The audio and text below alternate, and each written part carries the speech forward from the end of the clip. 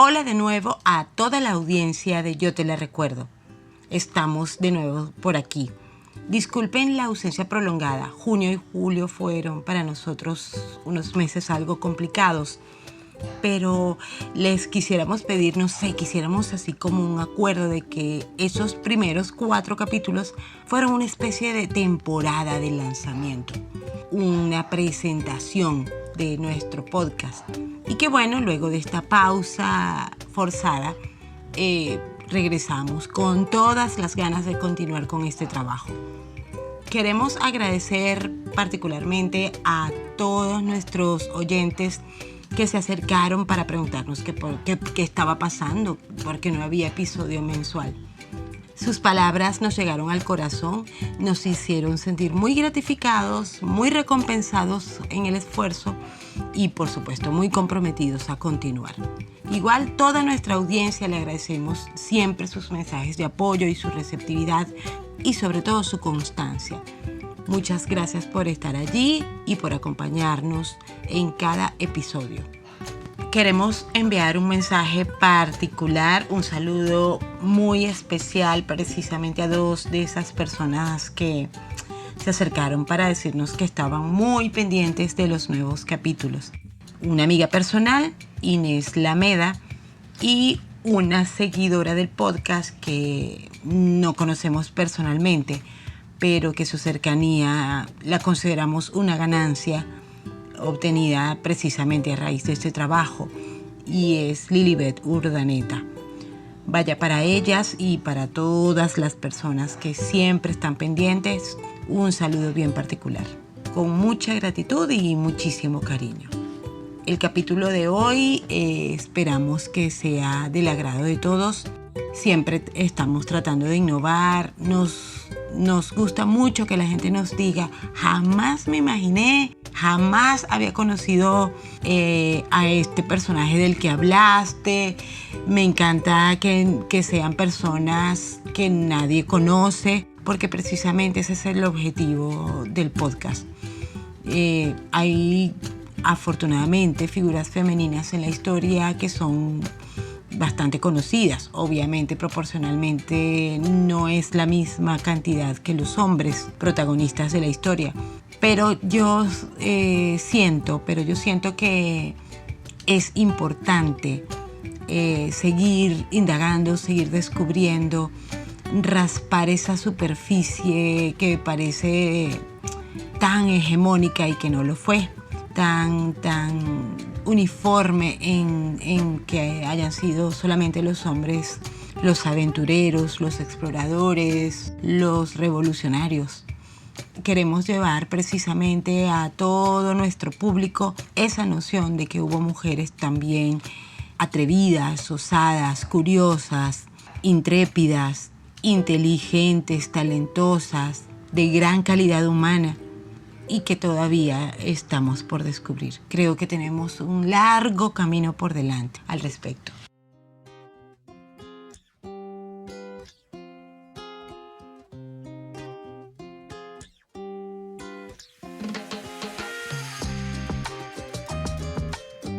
Bueno, entonces vamos a empezar con nuestra conversación de hoy haciendo una afirmación muy categórica.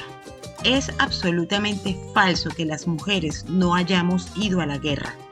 Ese es un argumento antifeminista de que mientras el hombre iba a arriesgar su vida en un campo de batalla, la mujer tenía el privilegio de quedarse a salvo en casa. Y no es más que uno de tantos bulos sin fundamento que han viciado la historia de las mujeres.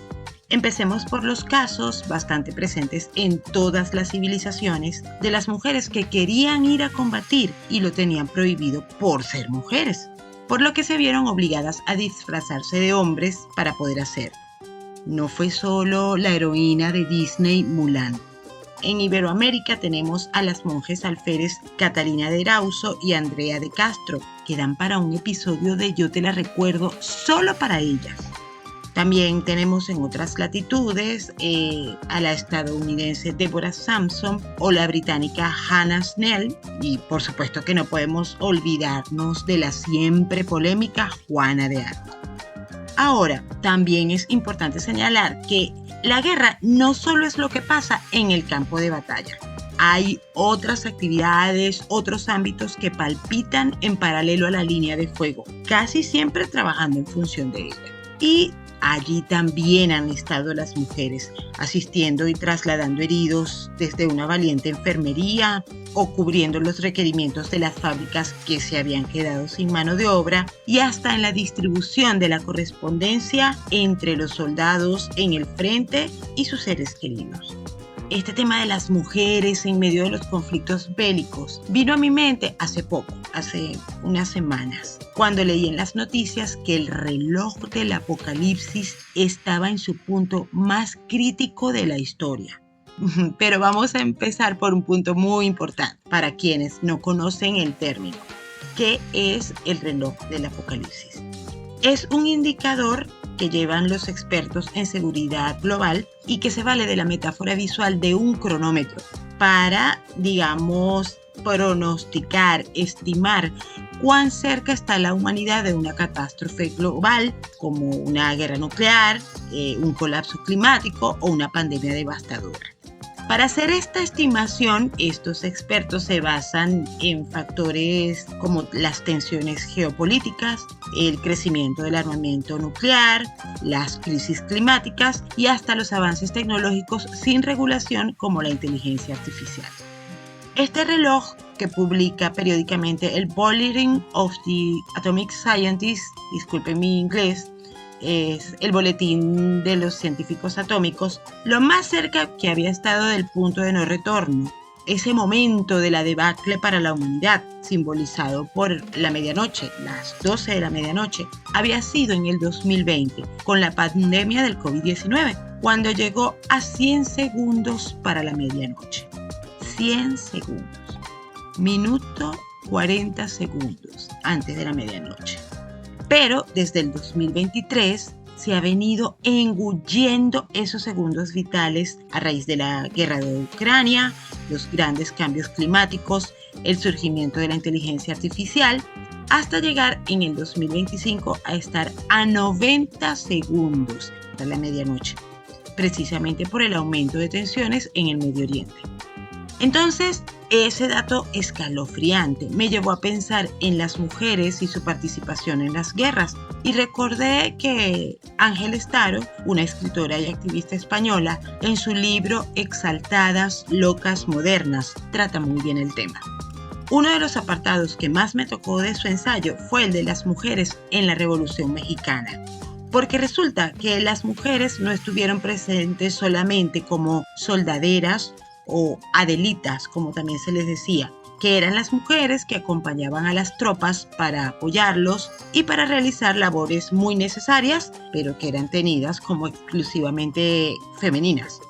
Entiéndase, cocinar, lavar, limpiar, curar y cuidar a los heridos. Estas mujeres, es muy importante destacarlo, sufrieron toda clase de abusos y violencias para luego ser romantizadas en canciones y poemas que crearon un estereotipo totalmente alejado de la realidad. Pero bueno, vuelvo al punto. No solamente fueron las soldaderas o las adelitas, como la canción, las que se vieron involucradas en la Revolución Mexicana. También estuvieron luchando en los campos de batalla, como Petra Herrera y su batallón de casi 1000 mujeres, que lograron triunfar en maniobras arriesgadas como la toma de la ciudad de Torreón, pero cuyas hazañas fueron silenciadas y nunca reconocidas, hasta el punto de que a Petra se le negó el cargo de general, que bien se lo tenía merecido, solo por ser mujer y haberse saltado la barra de lo que la sociedad esperaba de ella. Pero me pasó algo muy interesante. Una de esas cosas que me pasan desde que hago el podcast y empiezo a indagar más allá de las búsquedas estandarizadas en internet. No solo fueron las soldaderas y las soldadas. En la Revolución Mexicana surgió una de las figuras pioneras del fotoperiodismo de guerra y era mujer. Se trata de Sara Castrejón. Descubrir su historia para mí fue impactante. Ver su trabajo, mirar su rostro en una de las poquísimas fotografías que de ella se conserva, para mí fue una experiencia muy particular, Por eso quiero compartir con ustedes lo que viví, porque a esta mujer que jugó un rol inusual para la época, en medio de uno de los conflictos de mayor significación en la historia iberoamericana, yo te la recuerdo. Yo te la recuerdo con Karina Tamayo.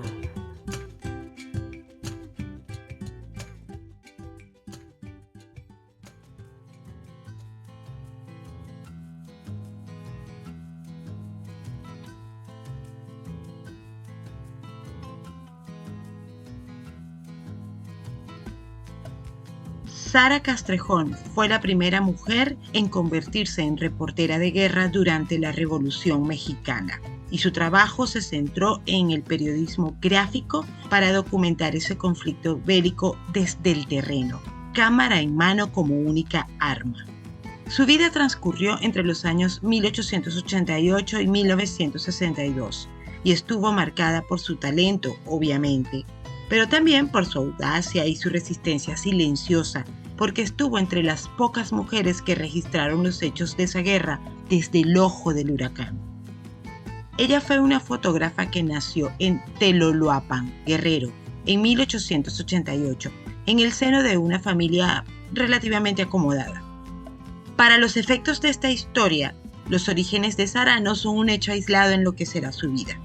Esta ciudad, donde nace Sara, Teloloapan, era conocida como la Atenas del Sur, por tratarse de un punto estratégico que comunicaba la Tierra Caliente con Iguala y, por tanto, permitía no solo un tránsito privilegiado de mercancías, sino también de ideas. Gozaba de una gran riqueza en su vida cultural, aumentada por círculos de lectura, grupos de discusión literaria y tertulias en las que se escuchaban piezas de compositores como Schubert, Mozart y Chopin.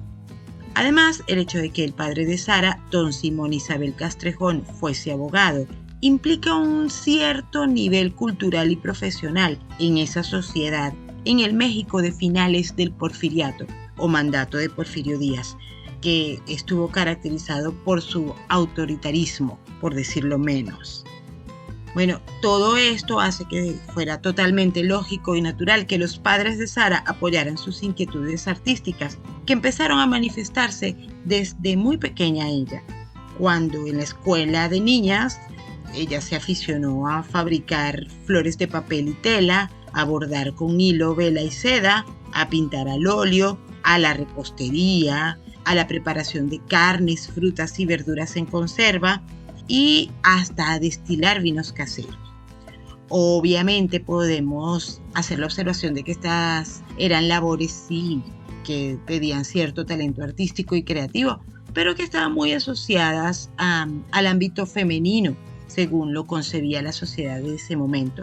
Lo que pasa es que el plot twist, el giro de esta historia, viene cuando Sara cumple los 18 años. Porque en ese momento ella declara que acaba de descubrir cuál es la pasión de su vida y que se va a ir a Ciudad de México a estudiar para formarse en fotografía, que era lo que ella quería hacer. Se fue sola y sin chaperón, y ya esto comienza a mostrar esa naturaleza transgresora y determinada que Sara Castrejón siempre iba a manifestar en su vida. Porque para esa época no estaba bien visto que una mujer saliera de su casa, mucho menos que se mudara de ciudad sin compañía masculina. Además, el trayecto desde Teloloapan hasta la capital era toda una aventura. Casi 20 horas en mula por terrenos muy difíciles hasta Iguala. Y de allí era un recorrido de 18 horas en tren. Bueno, Sara permanece en Ciudad de México durante 2 años y en 1908 regresa a su ciudad natal, Teloloapan, con 20 años y muchos planes. Comienza por abrir su propio estudio fotográfico, donde retrataba a familias y personalidades locales. La joven prosperó junto a sus 2 hermanos, Dorotea y Joaquín, durante 3 años. Dorotea la asistía en el estudio y Joaquín cargaba con los pesados equipos fotográficos cuando las sesiones eran en otros sitios.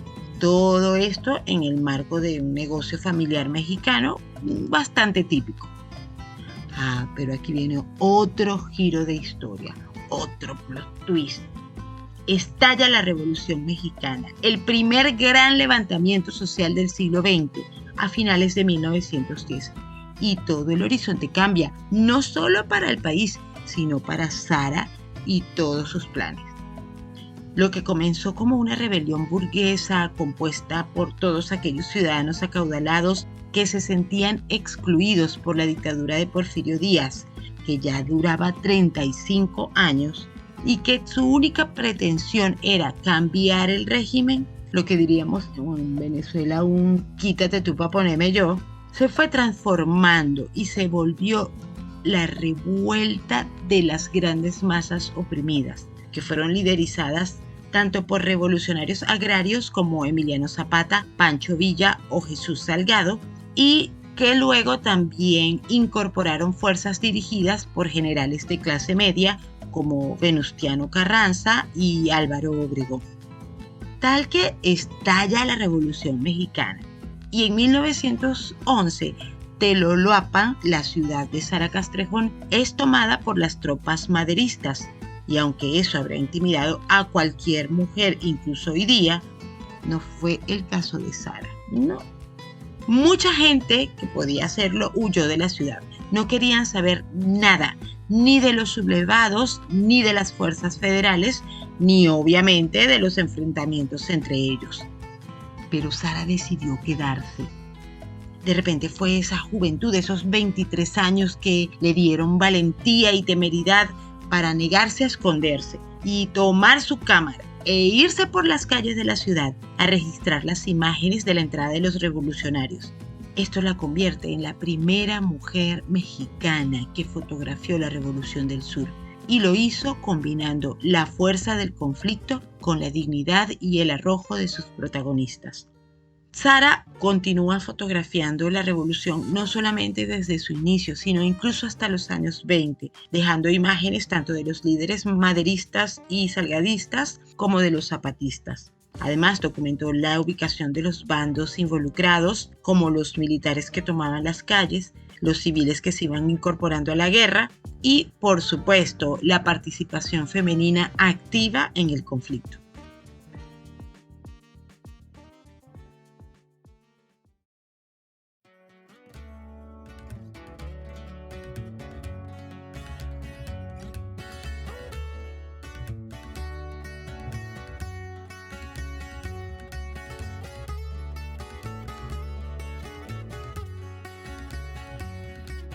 Ahora, ¿qué pasaba con la vida personal de la joven Sara en medio de toda esta varaunda social y bélica?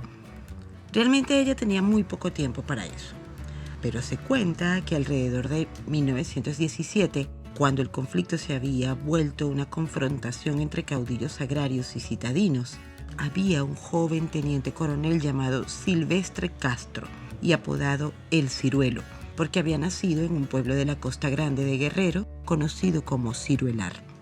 Pues resulta que el ciruelo en varias oportunidades fue visto muy temprano en la mañana, llegando solo al estudio de Sara para fotografiarse. Se insinúa que para la fotógrafa fue algo más que un cliente. Pero en fin, ella nunca se casó. Fue tachada de ser muy exigente en su vida privada, tanto como en su vida profesional. Porque cuando ya era una mujer madura, ella llegó a afirmar que a su existencia no llegó nadie que valiera la pena. Obviamente, en ese momento histórico, una mujer tan fuerte y decidida como Sara Castrejón era un reto prácticamente insalvable para cualquier hombre promedio, porque ella no se permitiría tener a su lado a alguien que no la dejara ser quien era. Parece que este criterio tan vertical, una excentricidad para la época, sin embargo, le venía de familia, porque de 7 hermanos que ellos eran, solo uno llegó al matrimonio. También puede surgir otra pregunta: ¿qué pasó con Sara Castrejón cuando termina la guerra? Bueno, cuando vuelven los tiempos de paz, ella continúa haciendo retratos, fotografiando paisajes y obras arquitectónicas, y su trabajo documental ahora se concentra en registrar las calles, las festividades y las tradiciones de su pueblo, llegando a tener en 1937 la oportunidad de fotografiar al presidente de la República, Lázaro Cárdenas, con quien ella misma se retrata en unas de las escasas imágenes suyas que se conservan, paradójicamente para alguien que hizo un trabajo fotográfico tan extenso. Además, ella y su hermana Dorotea eran las dueñas del único cine de Teloloapan, es decir, siempre se desenvolvió en las artes audiovisuales.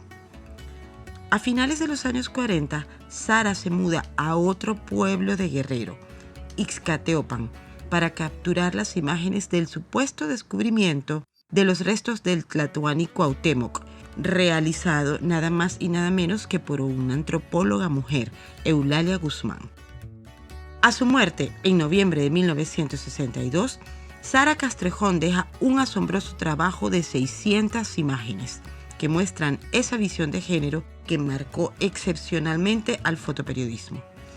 Siempre mantuvo ese orgullo de ser mujer que supo transmitir plenamente a las congéneres que la rodeaban y a quienes fotografió, convirtiendo su lente en un manifiesto social y de género.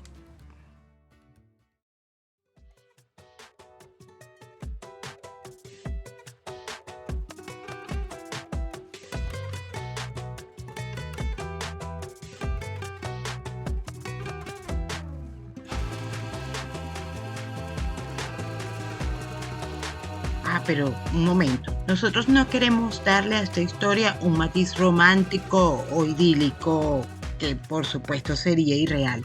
Para nada es nuestro objetivo.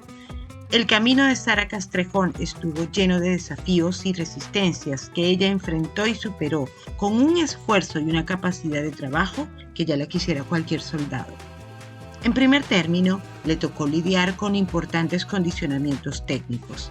Las cámaras fotográficas de la época eran equipos pesados y delicados, con placas de vidrio y grandes y enormes trípodes. Así que trasladar todo eso por caminos de tierra, con climas inclementes, no era precisamente una labor placentera, mucho menos si se trataba de una mujer sola. Otro aspecto desafiante para una mujer mexicana de principios del siglo XX que aspiraba a desempeñarse como reportera de guerra eran los estigmas sociales. Los objetivos profesionales de Sara Castrejón iban contra los roles tradicionales que la sociedad le asignaba a la mujer, por lo que era cuestionada por su comunidad cuando hacía presencia en espacios considerados exclusivamente masculinos y cuando rechazaba esconderse durante los combates. Ahora, a muchos puede surgirle una interrogante que yo también me hice a medida que iba conociendo más de la vida de Sara Castrejón. ¿Llegó a estar su vida alguna vez en peligro mientras trabajaba como fotoperiodista de guerra? Bueno, no existen evidencias históricas hasta ahora de que Sara resultase herida o fuese directamente amenazada durante su labor. Pero es lógico pensar que se exponía peligrosamente al ejercer su oficio en plena Revolución Mexicana. ¿Por qué?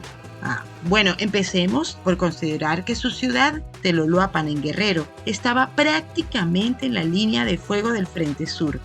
Tanto las tropas maderistas como las zapatistas la transitaban regularmente. Además, ella capturó imágenes de momentos muy delicados, porque registró fusilamientos, toma de ciudades por parte de los ejércitos armados, y retrató a jefes militares de distintos bandos que muchas veces eran perseguidos arduamente por sus oponentes. Ya hablamos de lo pesado y difícil de manejar de sus equipos fotográficos, y esas cámaras de gran formato también complicaban su presencia cerca de la acción armada cuando capturaba las imágenes que tanto buscaba. En fin, posiblemente Sara Castrejón no enfrentó atentados directos a su vida, pero sí los riesgos reales que implicaba su trabajo, permanecer en zonas de combate y documentar escenas que podían resultar incómodas para los poderosos. No queda duda de que esta mujer tenía una valentía tan silenciosa como contundente. La joven fotógrafa se mantuvo firme, trascendiendo todas estas limitantes con una mezcla de discreción y determinación que le permitieron llegar a ser respetada de tal manera que hasta logró que generales de distintos bandos acudiesen a su estudio para ser retratados. Sin embargo, el trabajo de esta mujer fue invisibilizado históricamente durante muchas décadas. sus fotografías eran ignoradas o, peor aún, atribuidas a sus colegas hombres. No es sino hasta principios del siglo XXI cuando su obra es rescatada y comienza a ser reconocida como lo que es, una pionera del fotoperiodismo de guerra en América Latina. Este trabajo de rescate se lo agradecemos a los investigadores Samuel Villela y John Ras, quienes comienzan a estudiar su legado al descubrir que Sara Castrejón es la única mujer conocida que fotografió la Revolución Mexicana desde el Frente Sur. En un trabajo conjunto de investigadores, curadores y familiares, el proceso de redescubrir la obra de Sara se desarrolló lentamente, pero fue profundamente revelador rescatar su archivo del olvido para posicionarlo como un testimonio visual de valor incalculable para la historia de la Revolución Mexicana. La invisibilización del trabajo de Castrejón duró décadas, permaneciendo prácticamente desconocida fuera de su ciudad, donde había estado su estudio. El que ya mencionamos, antropólogo Samuel Villela, del Instituto Nacional de Antropología e Historia de México, fue quien se propuso otorgar atención nacional al legado de la fotoperiodista, al recopilar una importante colección de sus fotografías revolucionarias y con ellas publicar el libro Sara Castrejón, fotógrafa de la Revolución, para así dar el primer paso relevante en la revalorización de la figura de esta mujer. A medida que empezó a crecer la atención sobre la obra de Sara, comenzaron a ser incluidas sus fotografías en exposiciones internacionales como Revolution and Ritual en el Ruth Chandler Williamson Gallery de Scripps College en California.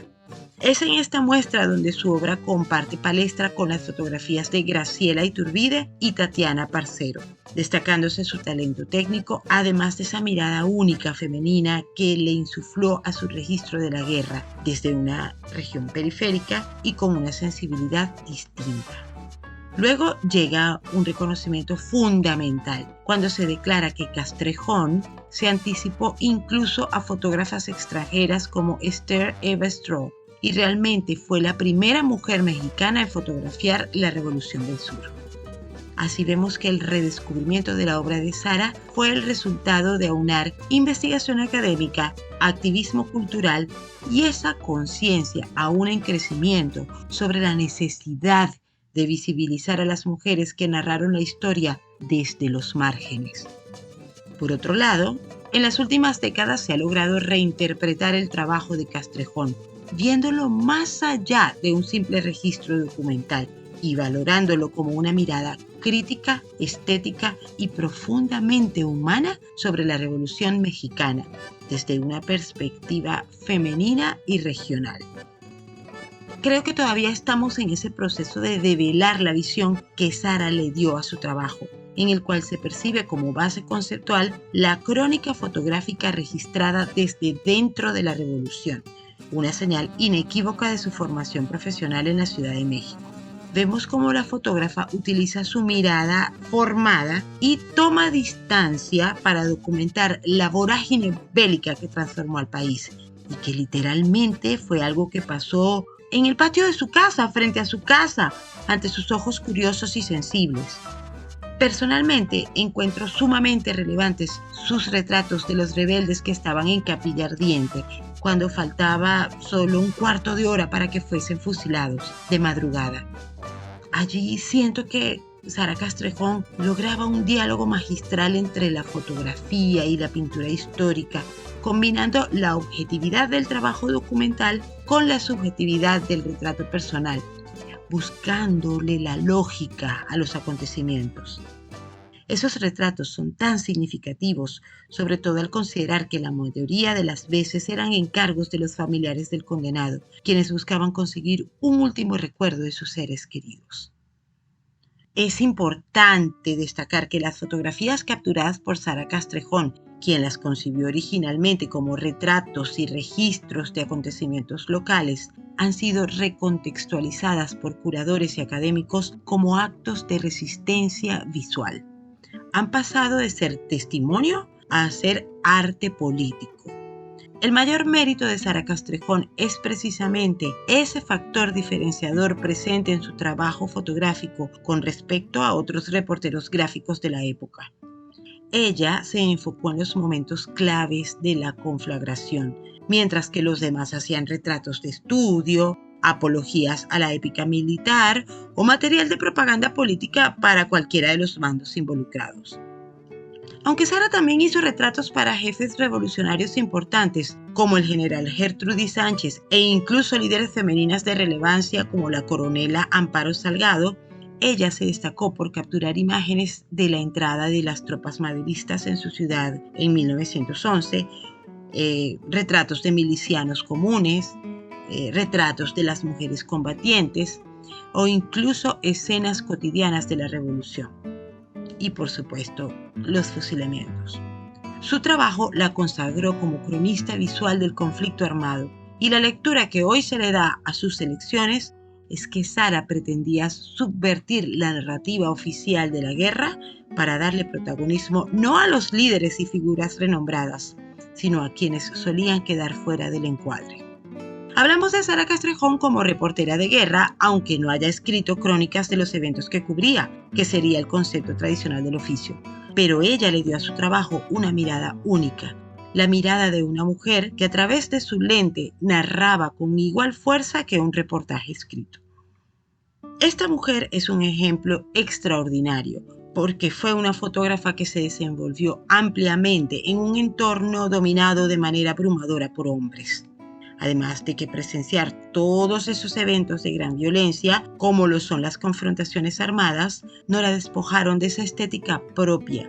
Todo lo contrario, la llevaron a desarrollar una relectura de la masculinidad de la época, como lo hizo en un retrato de 1914, donde muestra al soldado Lorenzo Toledo, del 13º Cuerpo de Infantería, posando con su pequeña hija en brazos.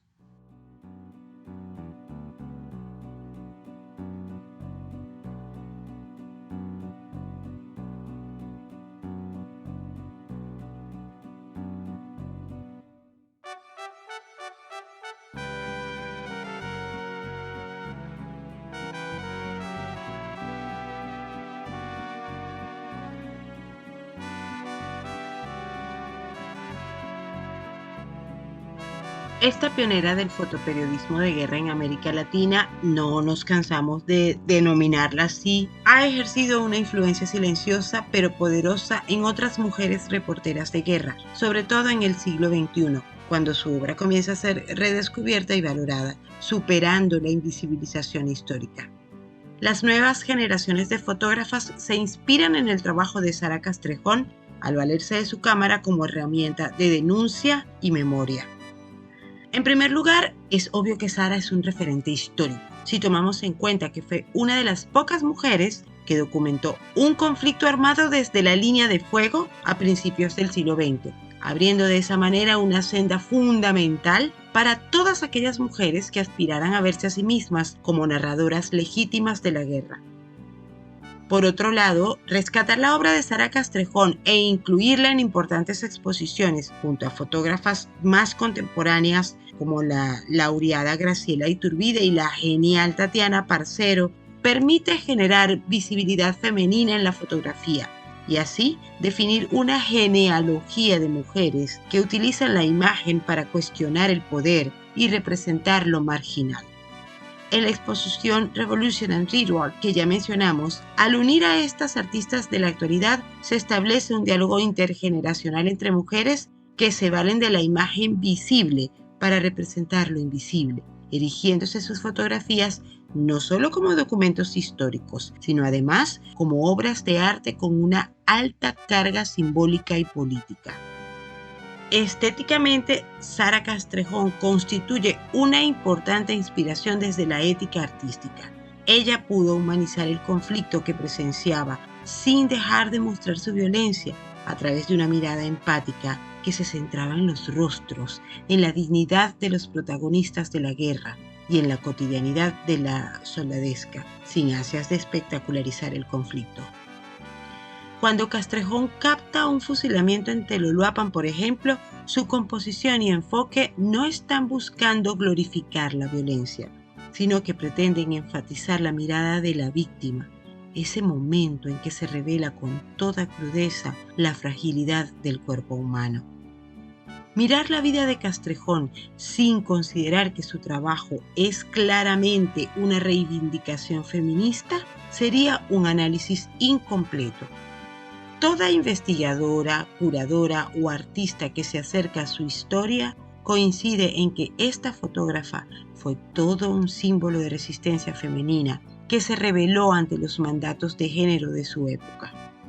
Lo que Sara logró demostrar es que las mujeres no solo han sido víctimas o acompañantes en la guerra, sino también testigos activos y narradoras visuales. Aunque el acceso completo a las imágenes de Sara Castrejón aún es limitado, varios archivos y colecciones han comenzado a digitalizar y difundir parte de su obra. El Instituto Nacional de Estudios Históricos de las Revoluciones de México ha promovido su legado a través de exposiciones, publicaciones y videos. Se puede explorar parte del trabajo de Sara Castrejón y su contexto histórico en el sitio oficial de la institución. La Bancroft Library de la Universidad de California, Berkeley, conserva una colección de 26 fotografías originales de Sara Castrejón, bajo el título Photographs of Mexican Revolutionaries. Aunque no están disponibles en línea para descarga directa, se puede consultar la guía de la colección y solicitar acceso con aprobación curatorial desde su archivo digital. La Mediateca del Instituto Nacional de Antropología e Historia de México también ha publicado artículos y estudios sobre su obra en el contexto de la Revolución Mexicana, como parte de su serie Fotohistorias. Se pueden encontrar más información en su repositorio digital. Aunque no existe un archivo digital centralizado y de libre acceso con todas sus imágenes, estos espacios ofrecen un excelente punto de partida para conocer su trabajo y su impacto. Claro que Sara Castrejón, aunque no dejó discípulas directas, es una influencia muy importante, con un legado artístico y humano que sigue vigente en cada mujer que se atreve hoy día a documentar la guerra desde su propia mirada, yendo más allá. Es acertado afirmar que su obra inspira a fotógrafas y artistas visuales que exploran el acto narrativo desde los márgenes, desde un contexto íntimo y como acto político. Invitamos a revisar, a buscar, a indagar sobre su archivo, porque constituye un punto de partida para redimensionar el rol de las mujeres en la historia visual de América Latina. En conclusión, el trabajo de Sara Castrejón no se limita a ser un testimonio bélico, trasciende y se constituye en un retrato de profunda resistencia, que no solo captura la violencia del momento, sino que refleja toda la humanidad que queda atrapada en el vórtice de la guerra. Los rostros que ella fotografió se dejan ver en toda su esperanza, toda su desolación y también en toda su valentía. Se relatan esas historias que las palabras no alcanzan a expresar, congelándose en el tiempo, mostrando las emociones y los dilemas personales de todos quienes participaron en esa batalla. No olvidemos que Sara no solo presenció la lucha armada, sino que a su vez también le tocó batallar con el rechazo y las dudas de su misma gente, aquellos que cuestionaban sus elecciones o la miraban con escepticismo y desconfianza. Al verla documentar, indistintamente de si se trataban de hombres o de mujeres, ese conflicto armado de tan amplias repercusiones en la sociedad mexicana. Ella no se amilanó ante las adversidades ni los adversos. Avanzó con fuerza, disciplina y el afán de registrar esa historia, su historia, asumiendo los riesgos, los obstáculos y la brutalidad de la guerra. Porque la valentía no radica solo en empuñar un arma. Hoy rendimos homenaje a Sara Castrejón, que ha trascendido la trayectoria de las balas para mostrar el lado humano de una de las revoluciones más importantes de la humanidad. Ella merece ser reconocida y recordada, y queremos contribuir a ese reconocimiento, porque este es un podcast para hacer memoria. El grupo Muy Importante presentó Yo te la recuerdo con Karina Tamayo.